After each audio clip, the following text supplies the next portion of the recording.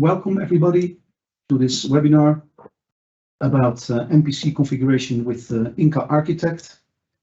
My name is André Hogendoorn. I will take care of the introduction of this webinar. Thereafter, my colleague Leon will take over. He is the APC Technology Manager here in IPCOS. He will explain everything about INCA Architect and the MPC configuration. I've created an agenda for the purpose. It's quite brief. We're currently in the welcome. Thereafter, I will give a short presentation about IPCOS, who we are, what we do, and where we do that.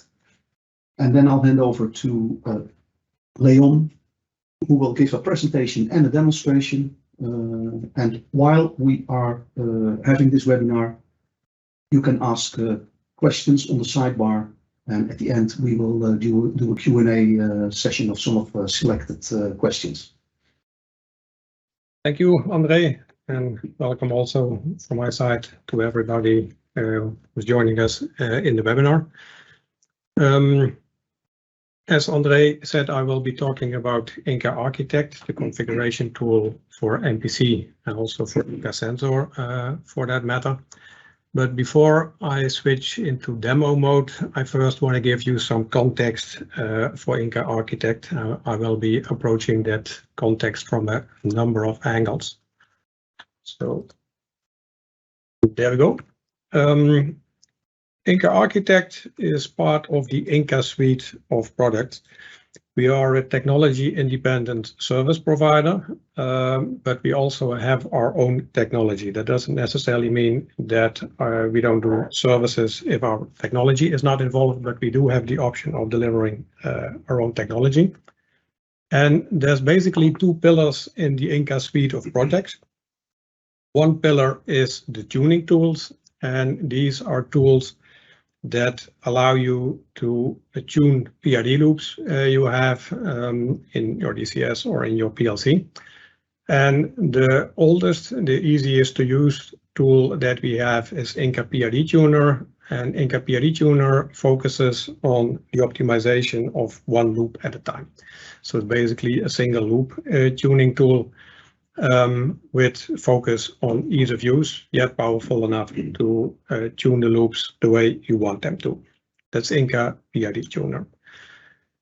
If you have interacting loops, so multiple loops that have a visible effect upon each other, you might be better off using INCA AptiTune. It's also a loop tuning tool, but it can optimize multiple loops at a time. In this image, you see a triple of loops, all controlling temperature in a furnace. You can imagine that if you have three passes close to each other there, that when you do something in one pass, it has an effect on the other ones. That's what you see off diagonal. On the diagonal, you see the main response. Well, getting those loops tuned without having too much crosstalk, etc., that's something that INCA AptiTune specializes in. So that's INCA AptiTune. That's the pillar in which INCA Architect does not live. INCA Architect lives in what we call the online tools. But strictly speaking, it's actually INCA MPC, INCA Sensor. That's really online. Those are the tools that implement a soft sensor or a model predictive controller online. INCA Discovery is the tool that you use to estimate models that you need for those online configurations, and INCA Architect is the tool that in which you make the configuration for MPC and Sensor. I will only be demoing MPC, but it's also the tool you use to configure INCA Sensor. And I said INCA MPC, INCA Sensor are the online tools. Technically, there's a split between the calculation engine and the viewer with which you operate things. Technically, that's a different thing. It comes as one package, but it's also visible to the end user because you install it with a different installer. So that's one angle of the context. The other context I want to discuss a bit is where in an MPC project do you use INCA Architect? Now, there are a couple of phases that an MPC project goes through. I'm not going to discuss them all. but INCA Architect starts after the modeling. So at some point you have been doing step tests on your process. You have been exciting the process, collecting data. You use that data in the modeling phase to come to models for the in MPC. And when the model is done, the configuration of the MPC begins. The design has begun already, but the configuration comes then. So it's there that INCA Architect comes in the project, and you use that to come to a factory acceptance test, where you can show what the strategy is that the controller uses. You can simulate how it will work online. So it's in that phase that INCA Architect is present. From then on, you will move to commissioning, and you will be using the online viewer to interact with the controller. It's not INCA Architect that you expect to be the focus of the tooling at that time. But in all the subsequent steps, it may happen that you find that, well, I better have an extra control variables. I'm missing some other constraint. So you may have to reconsider some of the choices you made earlier. So in that stage, INCA Architect comes into view again. And actually, when you reach the maintenance phase, all the way at the end, it's basically the same reasoning why INCA Architect might be present in there. So that's the phase inside an MPC project where you use INCA Architect. So that's the slideware part of the presentation. Now let me move to actual applications, but not INCA Architect yet. Let me first show you what we're after. What are we trying to achieve? What I'm showing you here is the INCA viewer that is showing what an operator would see if he's operating the MPC that will be the basis of this demo that I will be configuring in this demo. So this is a rather minimal simulation that I made. I didn't put a simulator behind it. So all these flat lines that you see here, that's not what you would have had in practice. While it's easy to get the MVs as stable as you have them here. But what you don't typically see online is that the CVs are also this stable and MVs tend to move. That's not what I'm trying to get across with this viewer. What I'm trying to show you here is what does it look like when you are using INCA MPC online. And we are looking here at 3 controllers, levels MPC distillation and XXX246. So this 246 unit, that's the unit we will be looking at. You can have multiple units, switch between them. You can look at the trends for CVs, MVs, DVs. You can switch them on and off. Basically, what you would expect for an MPC controller, there's stuff there to upload configurations, etc. That's not what I want to demo here. I want to show you here what's the end result. So the end result is going to be that we have an INCA MPC that runs online, controls the process. So that's the end result. Then let me switch to the starting point, which is the model. I said in the project overview that we start when that architect starts when the modeling is done. Well, here I show you the model that we will start from. Now, I will be assuming mostly that you are familiar with what MPC is and what the big idea of the configuration is. But, well, just in case maybe somebody watches this video later and is interested in how does this all fit together, we have a couple of dependent variables. They are in the columns here. And these dependent variables, what they do can be predicted by the independent variables that we have here. They are called dependent because they depend on the independent variables. And if there is a relationship between a dependent variable and an independent variable, you will see one of these curves. Yeah, you see a curve here.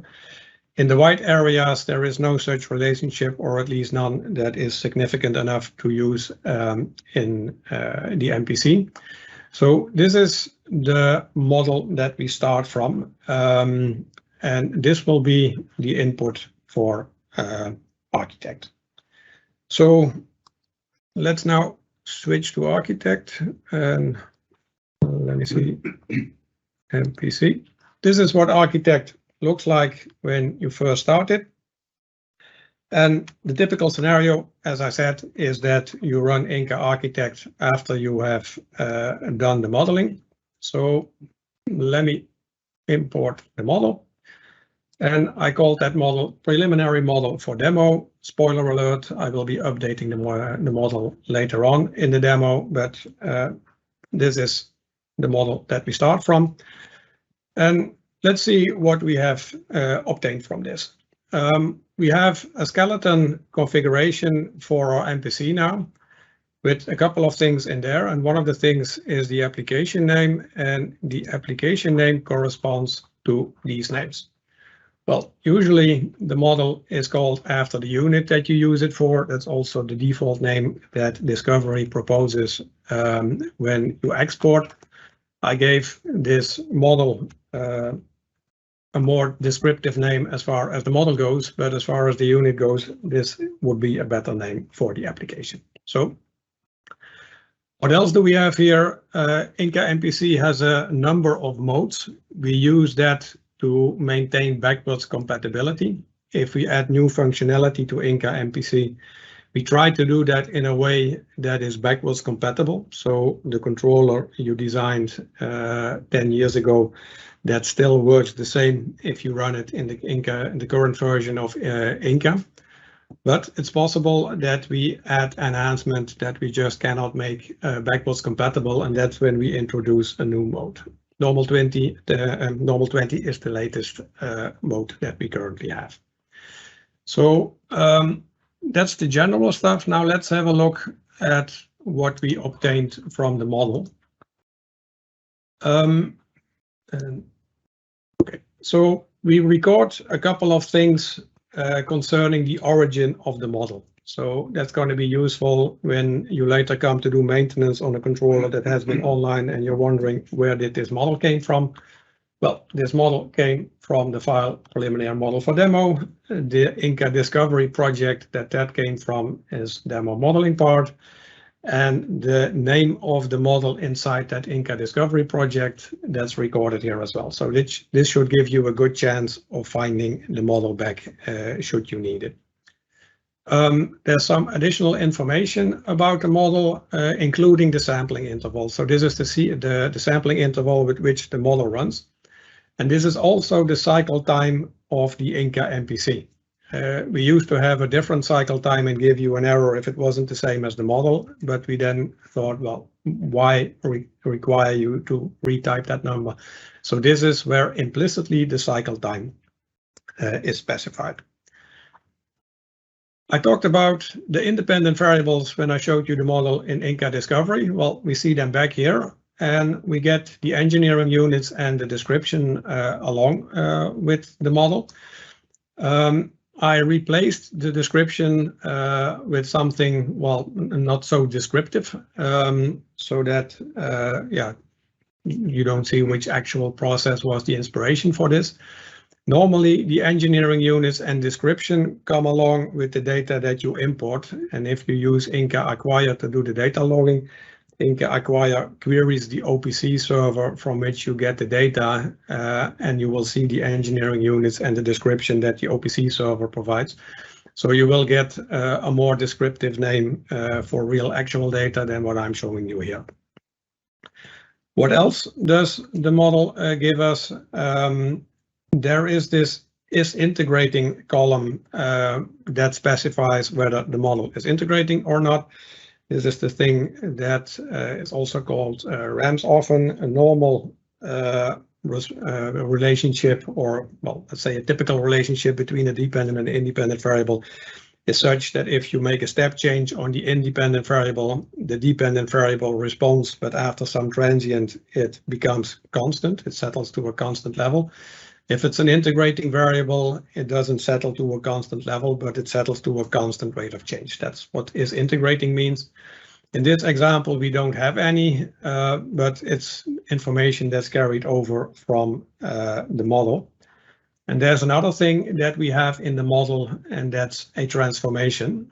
I'll get to that when we talk about the variables in the process. First, let's have a brief look at the model matrix. If you're familiar with INCA Discovery, you're probably familiar with a picture like this, where we give you the overall structure of the model. So a triangle up means that there's a positive gain from the independent to that dependent in the corresponding cell. Downward arrow, that there's a negative gain. If it's integrating, it means the ramp rate is positive or negative. What we don't have in this example, but what would be a third symbol that you might see here is a 0, which means there is a relationship between the independent and the dependent variable. But in steady state, there's no such, the relationship is 0, the gain is 0. If you have, for example, the PV of a PID loop in your model, then the PV follows the set point of that PID loop and nothing else.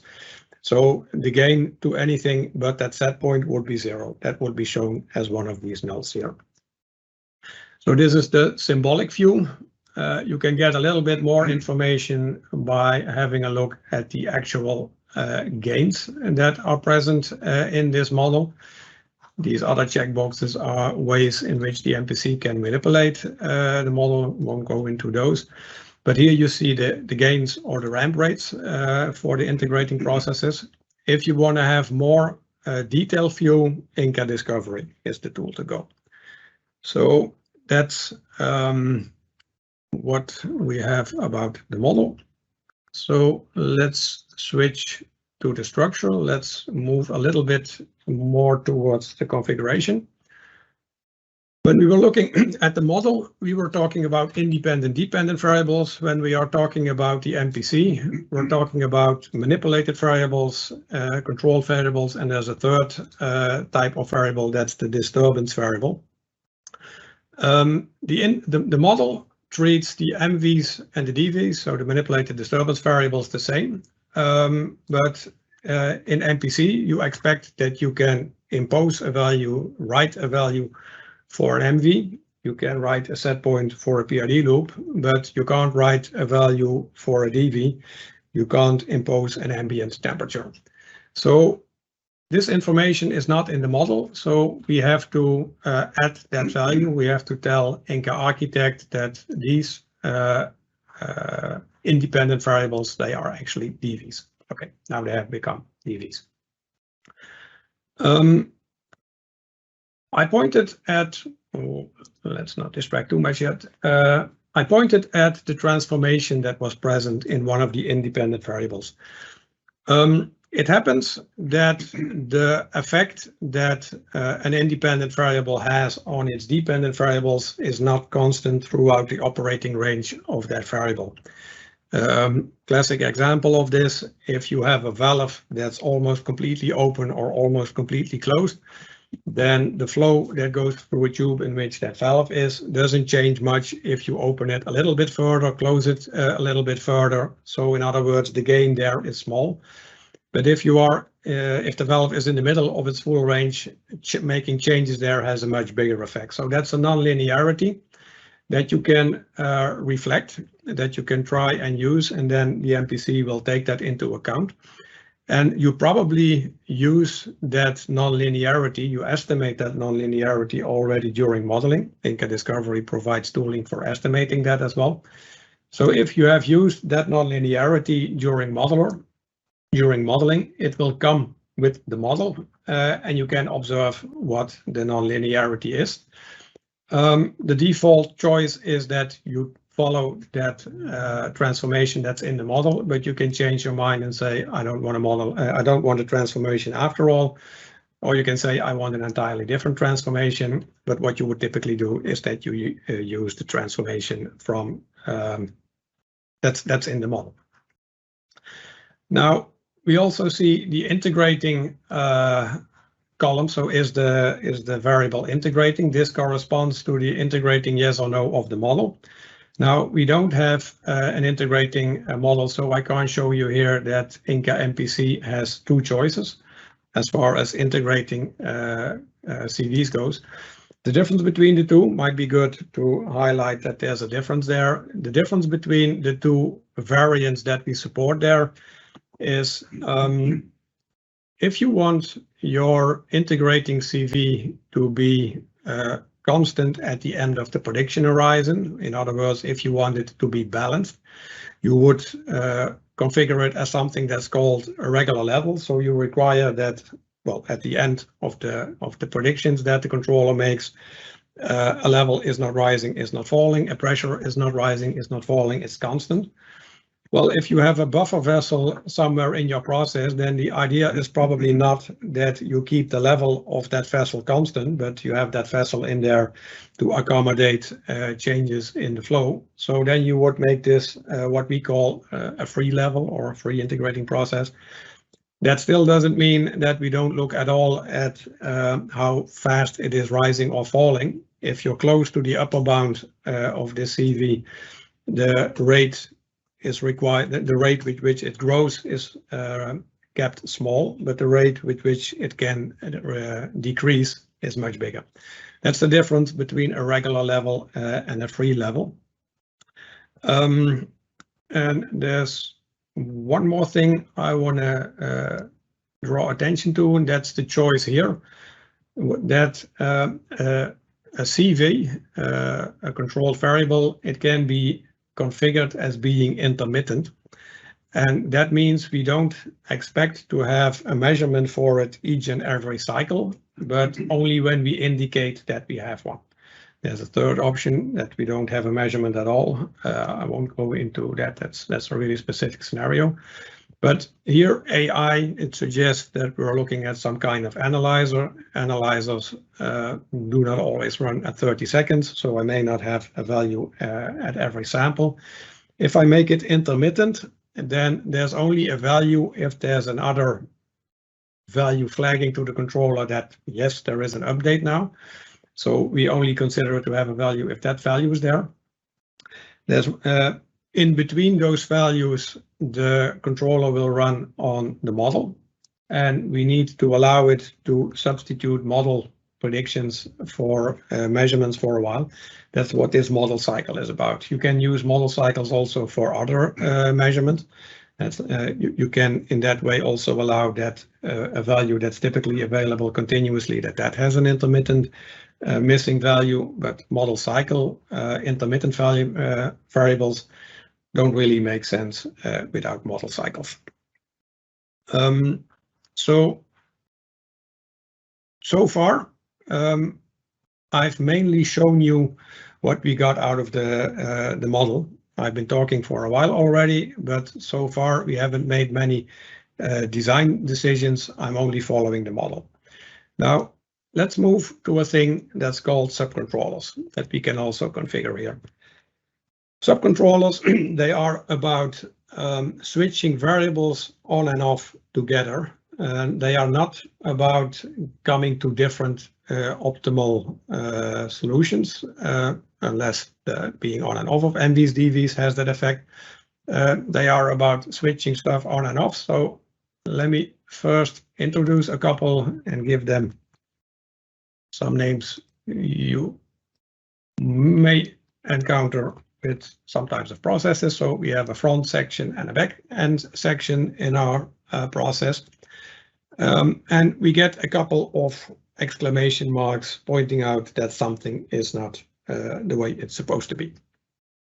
And what is not the way it is supposed to be is an MV, a manipulated variable, is supposed to be a member of exactly one subcontroller.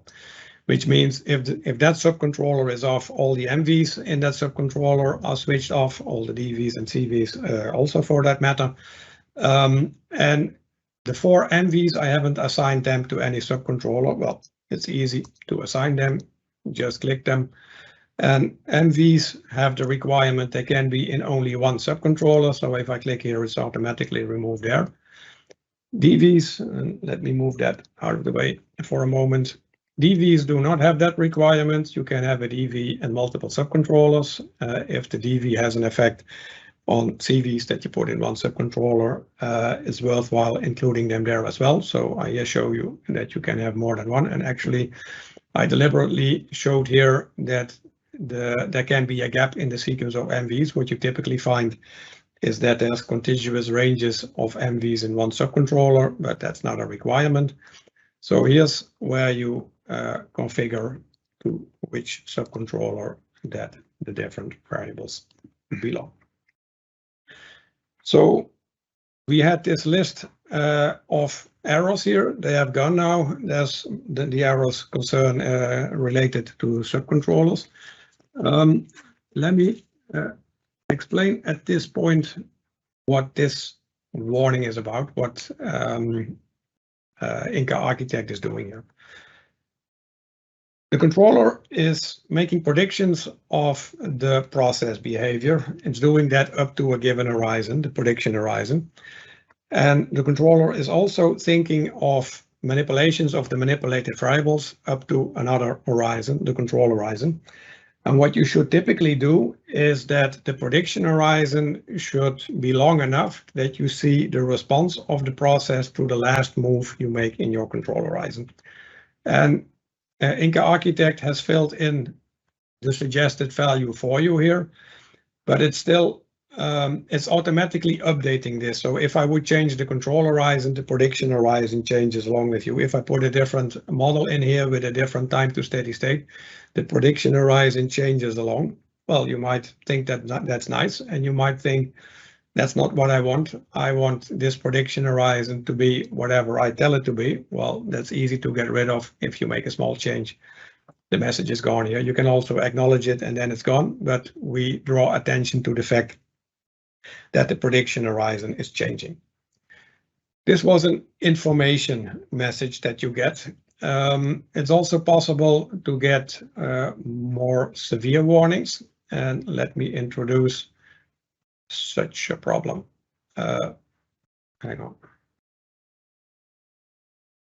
Let me introduce such a problem. I'll talk about what we see here in a minute, but let me first move this variable down. The variables that we have are supposed to match the models, and the model should match the MVs. And I've reordered the MVs now, and you now get a warning that the name in the model does not seem to match the name in the MPC, or more importantly, the model does not seem to match what we are attaching the model to. That's a warning. You can ignore that and bring it online, and it will run. And if your model, if the match is indeed correct the way like this, you can ignore this. Well, that's not the case here. Right? It's not what you will have in a scenario that you start from a model, but you can also start from scratch and add all the variables manually to your MPC, and then it might happen that you have named your variable, your variables in the MPC something else than you named them in your model. In that scenario, you could approve it. That's a warning. You can continue and it might work. But let's put this back and let's introduce something that's a bigger problem. If I add another MV to the process, I do not have enough independent variables in my model, so I can't bring that possibly online. That's an error rather than a warning, and in this case, or not in any error that's there, keeps you from exporting the configuration. You can't get the configuration out of Architect if there's an error in it.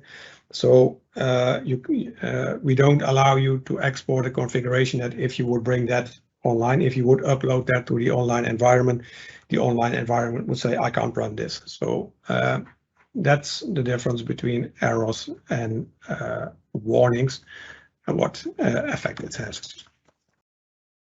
Let me see. Yeah, we're already looking at the parameters of INCA Architect. And if you're familiar with the viewer, you might, well, recognize a few things. We can bring the information that we see here down by selecting only let's say, a topic of columns, a selection of columns. So I said I selected limits operate, which gives you these columns. May not have been that obvious, but there's this scroll bar that suggests there's a lot more if I activate also limits operate. That allows you to focus on a given topic, and just like the viewer, you can restrict attention to subcontrollers. If I select front, I only see the rows that correspond to a subcontroller. Now, at this point in the configuration, you probably want to substitute actual values or fill in the actual values for the various limits that you need in MPC. We have 3 pairs of limits. Pair is an upper and a lower limit, where the validity limit says if I get a measurement that is outside these limits, then the measurement can't possibly be right. So you need to reject that value. So let's say I give that -400. There's the -400, and you see that the text has gone from bold to well, normal, regular weight. This bold tells you that these are default values. You may want to have a look at these because, well, you haven't double checked them. So that's what these values signify. Now, limits is probably something that you know at this operator limits. That's what the controller needs the MVs to stay between. That's its operating range. And for CVs, it's what it tries to keep the CVs between. But yeah, it's trying. It may be that there's other constraints that violate it. Get to talk about that when we talk about static parameterization. That's operator limits and engineering limits. They are bounds on where you can put the operator limits. So operator limits is something that you would expect to be changed online by the operator. And engineering limits, they are a safety measure there. Well, you can enter them all one by one, but this is information that you typically coordinate with people. So odds are that you have an Excel spreadsheet that contains these values already. Well, make sure that you have the rows in the same order as that we are doing, as that the MPC has. But if I copy these values, I can paste them here. Well, I get a bunch of errors because I only copied the lower half of the limits. Let's do the upper half of the limits as well, and that takes care of most of things already. It's still pointing out that the PV, the current value, and the value we read back, that is outside the limits. Well, if that disturbs you as much as it disturbed me, let's put a value in there that is valid so that the exclamation marks go away. For the online controller, it wouldn't matter because the PVs are typically not taken from the configuration. They are measured online. But now we are in the situation that all the errors have been taken care of. So this is the first step when you are moving into the details of your configuration. The second step is related to prioritizing things that you want the controller to do. I already mentioned that the manipulated variables, they will be between the limits. They won't move outside. There's no prioritization there, or you can also say that has the top priority. But there's other things, including the limits of the CVs and something that we call ideal values, so targets or ideal resting values for an MV and a CV. You can give them different ranks. And what the controller will do then is it will try to meet the constraints, the requirements that are most important, that have the lowest value for the rank. If there's still freedom left, it will consider the next level, and then so on. So in this way, you prioritize what the controller should do. And that's one of the most important things that you typically, well, demonstrate in a factory acceptance test. These are the priorities that the controller has. This is what we try to do. There's another thing, which is the cost, and you can use them in addition to ideal resting values. Cost tells you, well, this MV cost me this much, or if it's a flow that you want to optimize, you give it a negative cost, and then the controller will try to optimize the cost, to minimize the cost, while maintaining all these other values. That's the second thing that you do. And again, this is something that you probably know when you've done your testing, when you've made your control design, when you have considered how do I want this controller to behave. Then there's one more thing that I want to draw attention to right now, and that is related to scaling. If you have a variable that varies by the tons an hour, then don't tell the optimizer that it should worry about grams an hour. The kind of changes you expect in an MV, you can reflect those in norm step, the normalization step. Make those the order of magnitude you expect the MV to vary. For MVs, we have a separate value for that. For CVs, we have a value that has the combined effect of that, which is the inverse dynamic weight. It's called inverse because you make it smaller to give it a higher weight. That's what inverse about it. But the effect of that is that it is in engineering units. As an initial go at tuning, you should put for IDIN weight the values that you think are changes, deviations you expect in a CV to scale things. If you then start simulating, and you will start from that starting point rather than from the defaults that we have here. I'm now going to switch to the communication part, configuring the communication of the controller. And in the communication, you describe how you're going to connect to an OPC server. We use OPC to connect, and OPC server is typically identified by two parts, a computer on which it runs and a name it has there. Thing is often called program ID. So you need to enter this, and if you need to provide a username and password to establish the connection, you can enter them here, and if you upload the controller, it will use those. You can add more OPC servers if needed, but it has happened in practice that we need more than one, but it's very rare that you need one, that you need more than one. The manufacturer is not involved in establishing the communication, but the manufacturer has a different effect, and that becomes relevant when we talk about multi-mappings. The name multi-mapping will probably become clear when I switch to mappings, but let's first make one, and then I can explain what it's about. Multi-mappings interpret the state of an MV typically. In MPC, it's about MVs. Because we said that we have an ABB DCS, that our OPC server is giving us access to an ABB DCS. We have a selection of blocks, of interpretations of blocks in an ABB server. And here you can see what we interpret.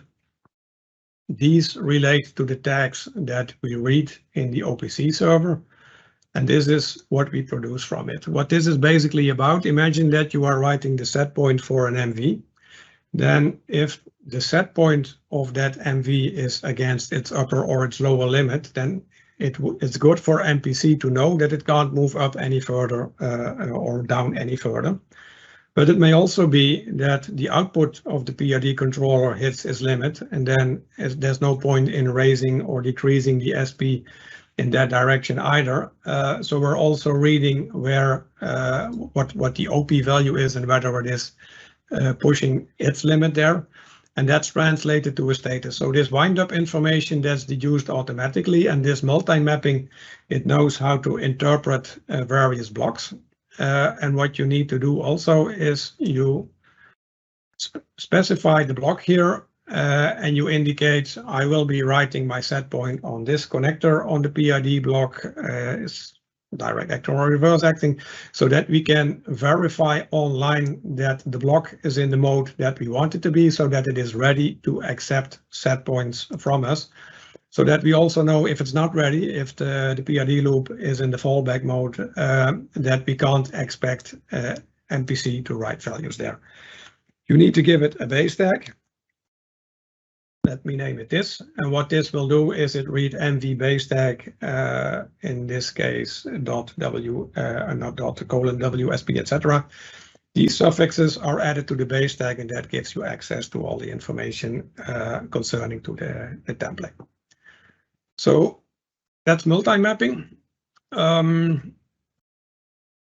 There's also something called a mapping. That's what multi-mapping gets its name from. And let me add one by hand for the first CV. Yep. And let's assume that I'm going to use this to get the lower operator limit. That is something you can also change from the HTML viewer, so that's why we need to read and to write it. Reading and writing, that's relative to MPC. So reading means I get the value from the DCS, writing means I get the value, I send the value there. And let's assume that the tag that this needs to go to is this. This is not an entirely fictitious value, but let me not explain where this comes from. Let me consider the work involved in replicating this for all CVs, and I'm now looking at the lower limit. It's not unusual to have mappings for upper limits, for the ideal values, for the switch. So you basically have all the tools available to generate all the mappings, but it's going to be a lot of work doing that, and that's where recipes come in. So let me show you how to make a recipe.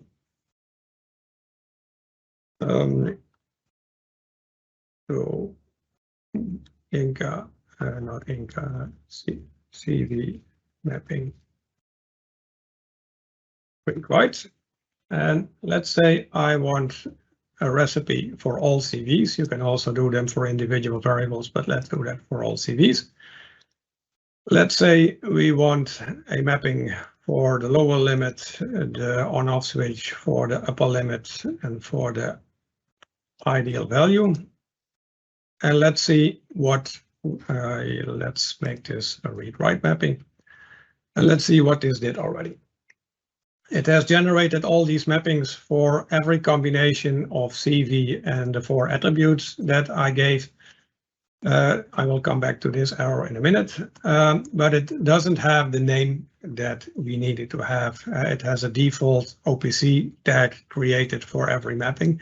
That's not what we want to. So the power in these recipes comes from the fact that we can manipulate the pattern that we use to generate a mapping.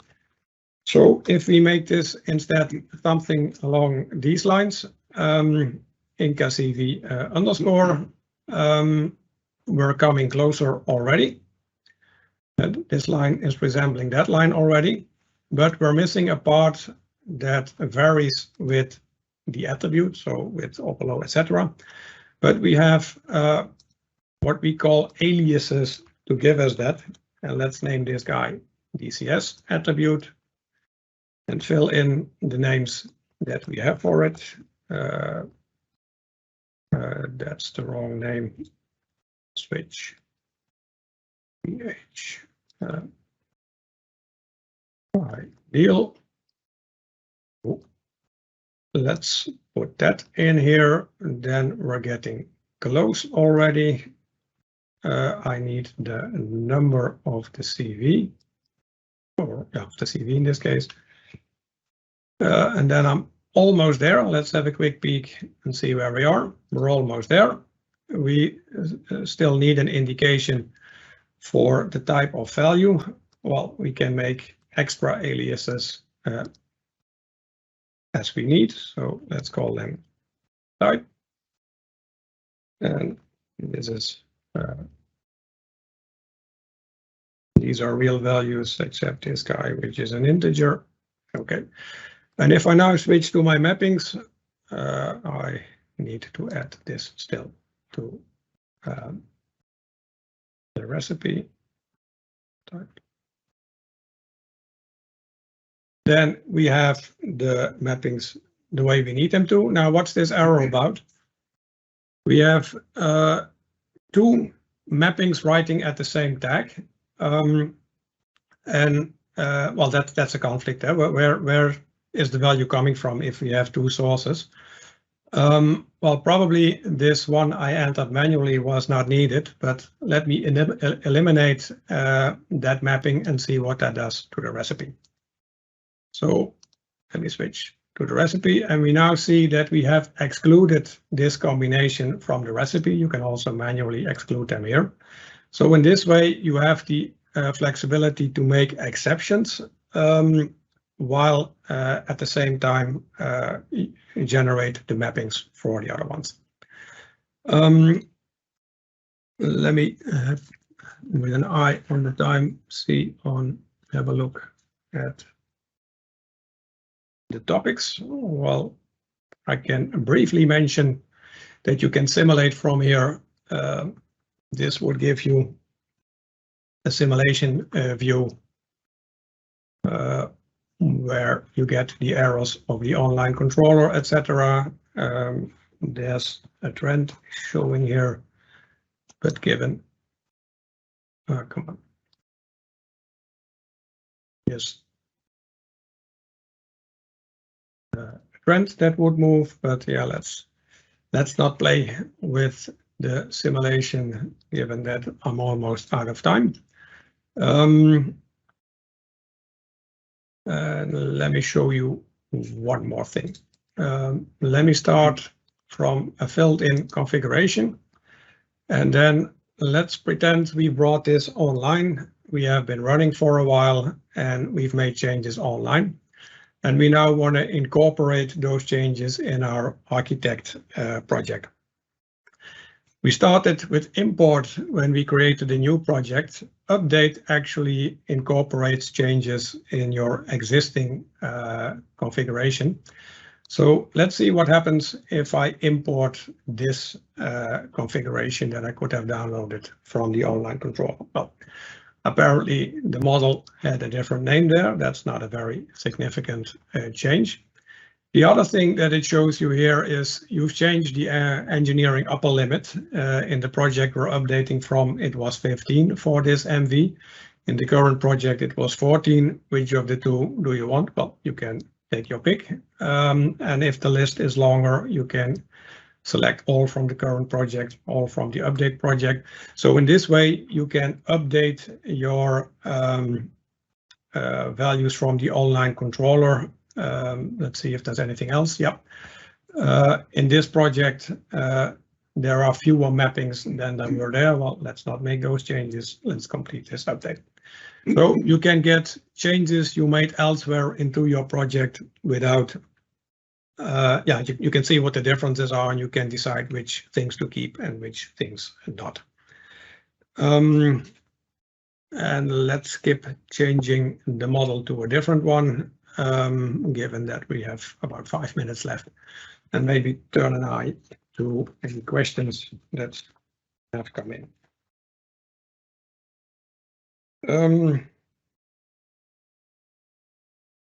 Okay, there is one on recipes. Are there predefined recipes? Are there example recipes for a certain DCS that I may have? The answer there is no, we don't. But you can import and export these recipes. And let me see if I have recipes to import. Yep, I have. So in this way, you will find something that's rather similar to what I made previously. You can also see that you have multiple recipes. So in this way, you can share recipes from between projects that share the same DCS with the same naming convention. You can also share the workload with people doing the configuration. So sharing recipes can be done here and marks as a substitute for having predefined recipes. There's another question that's also related to communication. It's about the availability of multi-mappings. I have a Honeywell Experian DCS. Do you have a mapping for that? Well, the answer to that is yes. We support those as well. But let's consider actually the situation that you have a DCS that's not on this list. What would be your options then? Well, the option that has my personal preference is that we make a template for that DCS for you. We usually need a couple of days to make that happen, so it's not a matter of months until you have one. We can do that in a matter of days, provided you give us the documentation that we need. So that would be the ideal scenario.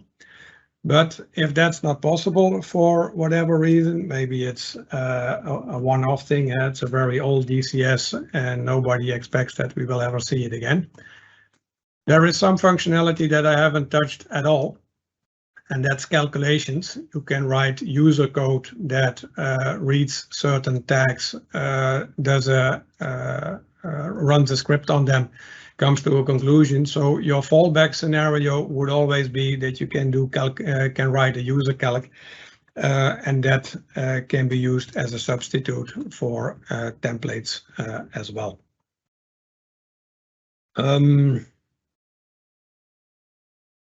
Can I convert old configurations? I guess that's related to configurations that were made with the configurator. It's not exactly the predecessor of INCA Architect, but that would be the tool you used previously to make configurations. The answer is mostly yes. There is a conversion program that takes your existing configuration and it generates a configuration file that you can upload to the viewer, the INCA MPC as we use it these days. And you can also import that. When we started this configuration, I started with an import from a model, but you can also import an INCA MPC configuration. So if you do that, you get a lot of information from your configurator project. You get all the values, you get the model, you get the mappings. You don't get the recipes, but given that you have all the mappings already, that shouldn't matter that much. What you do not get, what you would have to recreate, is the calcs. The syntax for the calcs has changed. It has become more powerful, but we didn't provide a conversion tool where the old calcs come in and the new syntax come out. That's something that you would have to do manually. And also the multi-mappings would be something that you would have to add manually. So some manual conversion is going to be involved, but other than that, we can carry forward most of the information. So with an eye on the time, I guess we leave it at this, André. Yes, I think indeed, in the interest of time, we would like to wrap up the webinar. Thank you very much for your presence. Also, thank you very much, Leon, for presenting. And if you have any further questions, you can direct them to through our website or by responding to the invite that has been sent to you. We will also make a video available after the webinar so that you can review it again. Thank you very much.